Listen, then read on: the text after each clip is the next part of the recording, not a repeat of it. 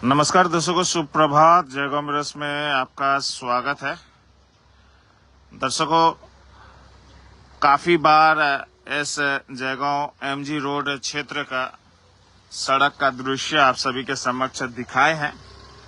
काफी बार कड़े शब्दों का भी इस्तेमाल किए हैं, लेकिन जो स्थिति है वो दिन प्रतिदिन बद से बदतर होता जा रहा है। लेकिन प्रशासनिक लेवल से कुछ भी नहीं हो रहा है। यह दृश्य देख के आप खुद सोचें कि हम उस भारत भूटान सीमांत शहर जयगांव में रहते हैं, जिस पे हमें गर्व है। लेकिन आज गर्व होने का वजह कुछ और होता जा रहा है। सड़कों पे इस तरह से तालाब बना हुआ दृश्य तो आम हो चुका है, लेकिन सवाल आज मैं ये रखना चाहूंगा कि क्या अब जयगांव वासियों को ये आशा छोड़ देना पड़ेगा कि हमारे पश्चिम बंगाल के जो एडमिनिस्ट्रेशन है वो इस सड़क को बनाएगी। क्योंकि हाल फिलहाल में हम लोगों ने देखा, माननीय जेडीए चेयरमैन गंगा प्रसाद शर्मा जी जब रिव्यू मीटिंग में माननीय मुख्यमंत्री ममता बनर्जी जी के समक्ष जयगांव के बॉर्डर सड़क का विवरण दिए, उस समय माननीय मुख्यमंत्री जी का ये कहना था कि बॉर्डर पे सब संभव नहीं है, सब चीज सरकार के हाथ में नहीं है। ऐसा ही कुछ संदेश, शायद मैं एकदम एग्जैक्ट वर्ड्स में ना कह रहा हूं, लेकिन ऐसा ही कुछ संदेश मिला कि जयगांव का जो बॉर्डर का सड़क है वह कहीं ना कहीं कुछ वजह है जिसकी वजह से सरकार यहां के सड़क को निर्माण नहीं कर सकती। अब क्या वजह है ये तो खैर प्रशासन और अधिकारी गण ही जाने, लेकिन दुर्भाग्यपूर्ण है कि हम लोग भारत के एक कोने में, एक भूटान के एक बॉर्डर पे रहते हैं, उसके वजह से आज जयगांव का सड़क जो है निर्माण नहीं हो पा रहा है। और ये सवाल हम लोग रखना चाहेंगे कि जयगांव वासी आखिर किसके पास ये गुहार लगाए, किससे ये आशाएं लगाएं। क्या अब जयगांव वासियों को ये आशा करना पड़ेगा कि हमारे पड़ोसी मित्र देश भूटान का एडमिनिस्ट्रेशन आके जयगांव के सड़कें बनाना शुरू करे? क्योंकि ना स्थानीय स्तर पे ये सड़क बन रहा है, ना स्टेट लेवल से, ना सेंट्रल गवर्नमेंट कुछ कर रहा है। और समय समय पे राजनीति चलता रहेगा। स्टेट के अधिकारीगण सेंट्रल के बातें करेंगे, सेंट्रल के कहेंगे कि लोकल मुद्दा है, स्थानीय प्रशासन को करना चाहिए। और इस राजनीति के बीच में आम जनता परेशान होता रहा है और आगे भी शायद कब तक होगा ये कोई ठीक नहीं है। पर सवाल हम लोग ये रखना चाहेंगे कि क्या जयगांव वासी भूटान बॉर्डर पे रहने के वजह से ये इस तरह की तकलीफें झेल रहे हैं? आगे भी ये सड़कें बनी थी, आगे भी इस सड़कों से वाहनों का आना जाना होता था, लेकिन अचानक ऐसा क्या हो गया कि इस सड़कों को बनाने में कोई बाधा आ रही है, जो इस तरह की बातें सामने आ रही है। मैं धन्यवाद देना चाहूंगा माननीय जेडीए चेयरमैन गंगा प्रसाद शर्मा जी को, जिन्होंने इस मुद्दे को माननीय मुख्यमंत्री ममता बनर्जी के पास रखा। लेकिन दुर्भाग्यपूर्ण है कि इस सड़क को लाचार, इसी तरह से बेबस, इसी तरह से जैसे कि इस सड़क का कोई माई बाप ना हो, ऐसे अनार्थ छोड़ दिया गया है। आप ये दृश्य देखें, इस गड्ढे से छोटे छोटे वाहनों को कितना समस्या होता है। और समस्या तब होता है जब इसमें पानी भरा होता है। हालांकि अभी ये गड्ढा में आप देखेंगे पानी नहीं है, लेकिन जब पानी भरा रहता है तब इसमें समस्या और अधिक हो जाता है, क्योंकि किसी को पता नहीं चलता कि कितना गड्ढा है। डेली 10-15 गाड़ियां इसमें फंसती है, इसमें खराब होती है। खैर, इसके वजह से कुछ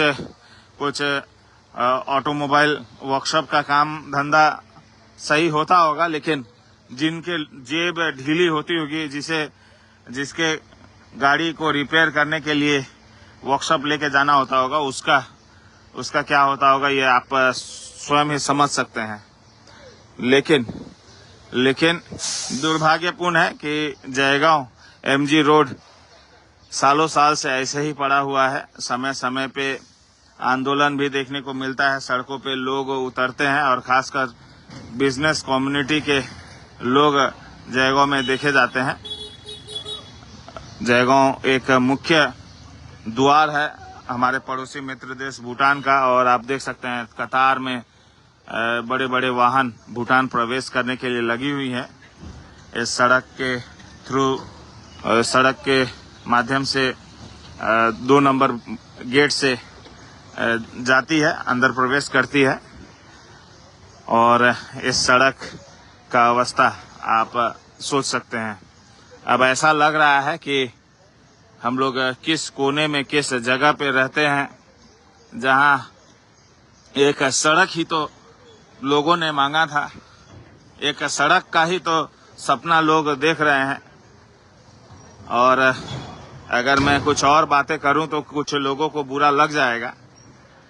पिछले बार जब पश्चिम बंगाल का जब चुनाव हुआ था, पंचायती 3 टायर इलेक्शन जब हुआ था, मुझे अभी भी याद है, माननीय जेडीए चेयरमैन जो कि जिला परिषद भी है इस क्षेत्र से, उन्होंने इलेक्शन के समय में उन्होंने यह कहा था कि साल भर समय दीजिए जयगांव को म्युनिसिपैलिटी करने के लिए वो अपना कार्य करेंगे। फिलहाल तो उस विषय पे मैं जाना नहीं चाहूंगा, लेकिन आशा तो काफी कुछ रहता है। लेकिन आज तक वो म्युनिसिपैलिटी का सपना तो एक सपना ही रह गया। लेकिन कम से कम इस सड़क का निर्माण होना चाहिए था। और मैं सवाल रखना चाहूंगा हमारे जयगांव के बिजनेस फोरम जो एक बार सड़कों पे उतरे थे, एक दिन का सड़क, कथित तौर पे एक दिन का सड़क हड़ताल भी हुआ था। भले ही उसे अनिश्चित काल कहा गया था, लेकिन दुनिया सभी को पता था कि वो एक दिन का ही स्ट्राइक था। और प्रेस कॉन्फ्रेंस करके इस विषय के बारे में जानकारी दिया गया था कि प्रशासन से उन्हें लिखित तौर पे, जो कि पेपर आज तक हम लोगों को कोई मीडिया को नहीं दिखाया गया, लिखित तौर पे उन्हें आश्वासन मिला है कि 25 से कार्य शुरू हो जाएगा। लेकिन वो कौन सा महीने का 25 है और कौन सा साल का 25 है,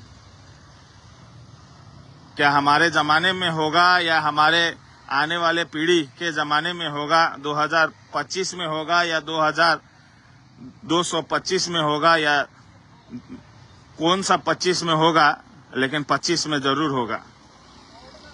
ये दुर्भाग्यपूर्ण है कि इस तरह का दृश्य हमें दिखाना पड़ता है और इस तरह की बातें भी हमें कहनी पड़ती है। और अब क्या हो गया है, कुछ दिन पहले हम लोगों ने देखा था बस स्टैंड क्षेत्र में जो सड़क का कंक्रीट ब्लॉक का जो सड़क बन रहा है, उसका निरीक्षण करने के लिए जयगांव बिजनेस फोरम के सदस्यगण, पदाधिकारी पहुंचे थे और सड़क अच्छा से बन रहा है कि क्या प्रॉब्लम है वो देखने के लिए पहुंचे थे। लेकिन इस सड़क के लिए कोई नहीं आगे आ रहा। क्या इसी तरह से जयगांव के हित के बारे में सोचने वाले इसी तरह से अपना योगदान देंगे? जहां पे आवाज उठाना चाहिए वहां तो चुपचाप घर और अपने शोरूम में बैठे रहेंगे, लेकिन जहां पे काम होगा तो उसमें खामियां निकालने के लिए और कहीं ना कहीं क्रेडिट लेने के लिए भी पहुंचेंगे। यहाँ पे एक मंच बना दें, भाषण देने के लिए काफी लोग पहुंचेंगे, लेकिन ऐसे सड़कों का